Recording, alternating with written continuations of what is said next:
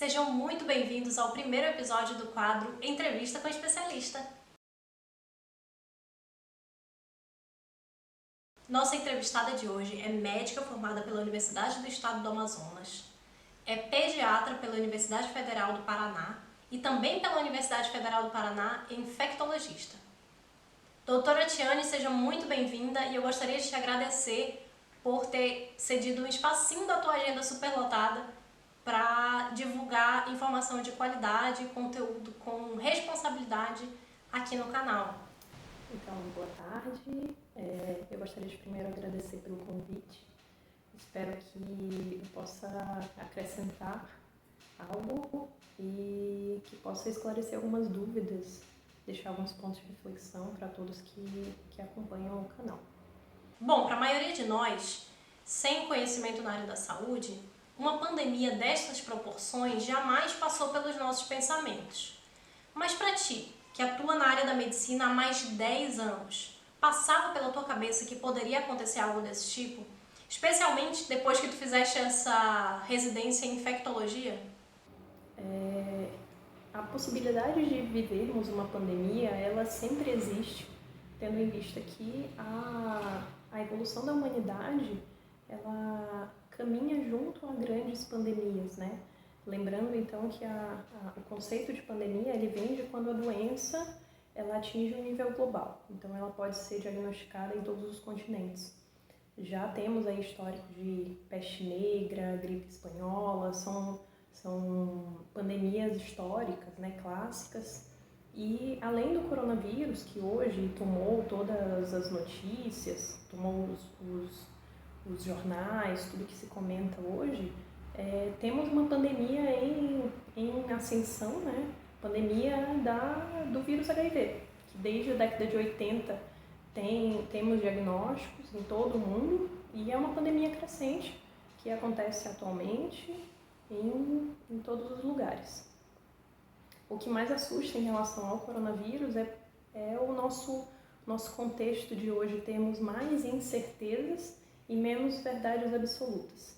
E infelizmente a grande diferença dessa pandemia de outras é a divulgação de falsas notícias.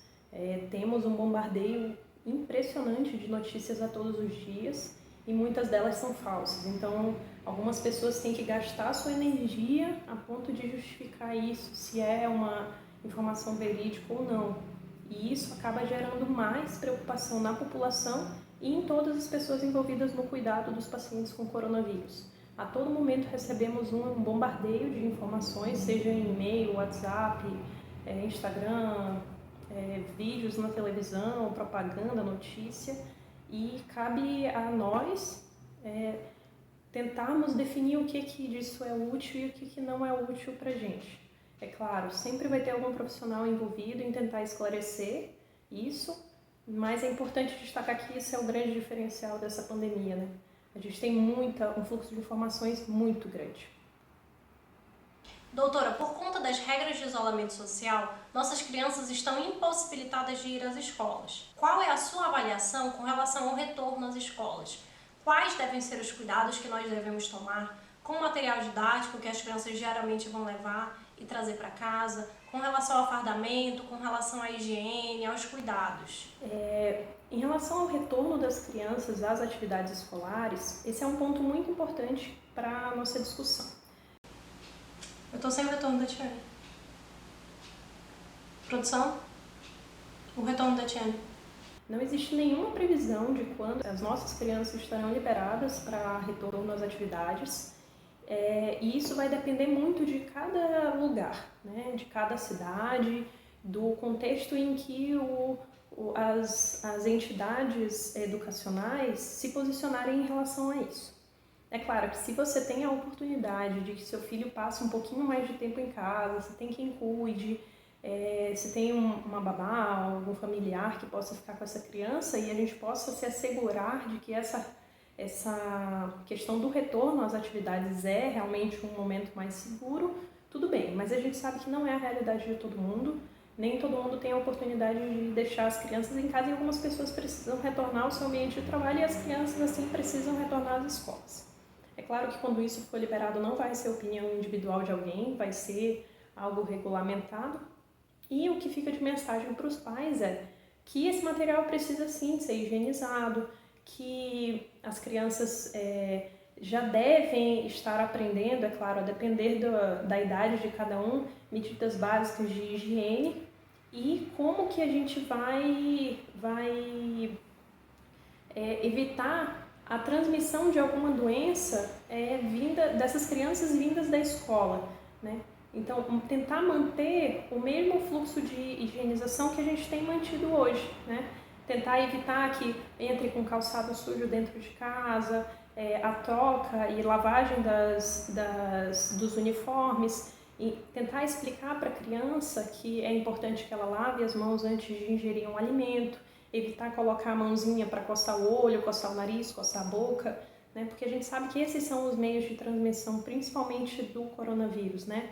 O vírus ele não pula daquela superfície diretamente no nosso olho, né? A gente que acaba levando ele lá para dentro, para o olho, para o nariz ou para a boca. Então é importante que as crianças sigam orientadas dessa forma. Caso as crianças sejam orientadas a retornar às atividades escolares usando máscara, não há nenhuma recomendação de crianças abaixo de 2 anos usando máscara. Isso não existe regulamentação hoje. A recomendação de uso de máscara é para crianças acima de 2 anos. Tá? Infelizmente, a gente sabe que tem muita gente que ainda acha que é só uma gripezinha. Tu que atua na linha de frente dessa batalha, sabe que as pessoas estão subestimando esse problema. Sim, infelizmente houve alguns comentários, né?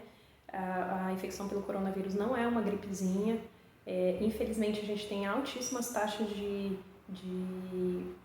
óbito no mundo inteiro, né? No Brasil a gente ainda tem muitos casos subnotificados, sem sombra de dúvidas, no Amazonas, em todos os estados, pela indisponibilidade de testes para que a gente pudesse fazer uma testagem maciça em toda a população e aí sim saber qual que é o número real de infectados. Lembrar que algumas pessoas, jovens, crianças, pessoas sem nenhuma comorbidade, elas podem ser infectadas sim, elas podem infelizmente evoluir a óbito.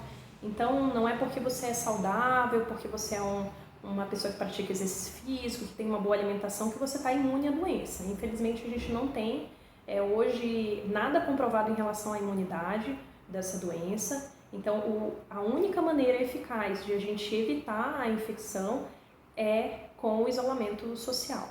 Então, o máximo possível de tempo que puder ficar em casa, sair só para aquilo que é extremamente necessário, compra de alimentos, de medicação, aqueles que precisam sair para trabalhar, que não tem esquema de home office.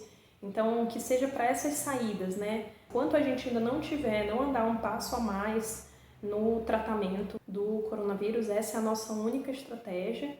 Né? Não pensar única e exclusivamente que eu sou saudável, que eu nunca tive nada e não vou ser acometido por essa doença. Bom, hoje eu estou trabalhando de casa, meu marido também, e muitas pessoas estão impossibilitadas de ir ao trabalho. A gente sabe que no futuro próximo, a exemplo de outros países, vai haver um relaxamento dessas regras da quarentena.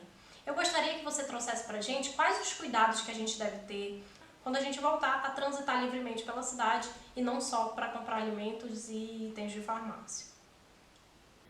Então, esperamos, né, todos nós esperamos que quando todos puderem retornar aos seus ambientes de trabalho, que algumas dessas estratégias que hoje estão tão presentes no nosso cotidiano, elas também ainda fiquem presentes no ambiente de trabalho. Então, levar um álcool em gel na bolsa, ter um frasco de álcool na mesa de trabalho, lembrar de sempre lavar as mãos antes de se alimentar, higienizar muito bem esses alimentos. Né? São algumas pequenas estratégias que podem ajudar, sim, a transmissão de doenças respiratórias no ambiente de trabalho, né? Então, que esses hábitos permaneçam. Bom, se tu ainda tiveres um tempinho, eu gostaria de fazer mais uma pergunta. Claro, estou à disposição. Eu acredito que vai haver uma mudança de cultura com relação aos nossos hábitos de higiene. Já havia algumas pessoas que carregavam álcool em gel na bolsa, que tinham alguns cuidados de não abraçar ninguém quando estava gripado, essas coisas. Mas eu acredito que vai haver uma postura completamente diferente no futuro, que as pessoas vão carregar esses hábitos. Essa cultura até que a gente já vê em alguns outros países, mas aqui no Brasil era difícil de ver. Eu quero saber como que tu avalia isso, se tu acredita que vai haver uma mudança de hábitos, se essa mudança de hábitos pode também diminuir o número de até internações hospitalares por conta de viroses, né? De vírus que estão sempre circulando por aí. Perfeito. Nós esperamos sim que algumas dessas mudanças, alguns hábitos, permaneçam após essa passagem do coronavírus de uma forma mais intensa como estamos vivendo hoje. Sabe-se que alguns desses hábitos vão se relaxar, com o passar do tempo algumas pessoas vão esquecer de algumas coisas que estão passando hoje, mas é importante a gente reforçar que pequenas estratégias de higienização de mãos, frequentemente, seja no ambiente de trabalho, seja em casa, que o ato de não levar a mão à boca no momento de tossir, de espirrar, de não tossir e espirrar próximo a outras pessoas, de evitar aglomerações quando você está sintomático. Isso não é só para o coronavírus, isso se aplica a todas as doenças respiratórias, né? E a algumas outras doenças também.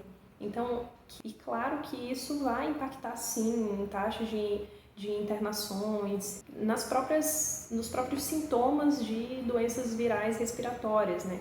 Quando uma criança está sintomática numa creche e existe a oportunidade de que essa criança fique em casa, descansando, se recuperando melhor, né? Isso impacta positivamente, as outras crianças não vão ser expostas. E essas estratégias possam ficar presentes na nossa vida, que não se tornem uma coisa passageira e que daqui a pouco tempo todos nos esqueçamos, né? Para que a casa hoje é o nosso refúgio, né? O nosso lugar mais seguro, que essa nova postura ela permaneça por mais tempo na nossa sociedade e que assim a gente possa estar preparado para enfrentar outras doenças. Eu gostaria de te agradecer profundamente por ter contribuído aqui para o canal, por ter ajudado a divulgar conteúdo com responsabilidade, um conteúdo maravilhoso, muito importante nesse tempo de quarentena, nesse tempo de Covid. Agradeço novamente pelo convite, estou à disposição para retirar dúvidas, caso haja alguma. Bom, a gente vai ficar por aqui, mas vai ter muito mais pela frente. Fiquem com Deus!